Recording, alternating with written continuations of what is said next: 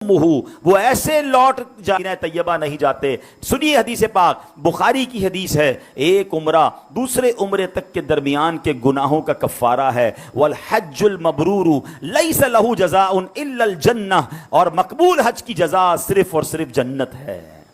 تو اللہ ہمیں عمرے اور حج کی سعادت نصیب فرمائے. اب یہاں ایک اور پرابلم ہے، حج فرض ہے اور لوگ ڈیلے کر رہے ہیں. بچی کی شادی کر لوں، پہلے ذرا کاروبار سیٹ کر لوں، ابھی ذرا نیا گھر بنا لوں، پھر حج کو چلا جاؤں گا. نہیں، اب حدیث پاک سنیے. ایک طرف تو آپ نے حج کے فضائل سن لیے نا، ایک اور فضیلت سن لو. میرے آقا علیہ الصلوۃ والسلام فرماتے ہیں، حاجی اپنے اہل خانہ میں سے 400 افراد کی شفاعت کرے گا، اور حاجی گناہوں سے ایسے نکل جاتا ہے جیسے کہ اس کی ماں نے اسے جنا ہو. اپنی نہیں، اپنے خاندان کے 400 لوگوں کی بھی شفاعت کرے گا. تو یہ اتنا مبارک سفر ہے. تو اگر حج فرض ہو گیا ہے، اس کو ڈیلے نہ کریں، کہ ہمیں نہیں پتا ہم حج سے پہلے ہی نہ مر جائیں.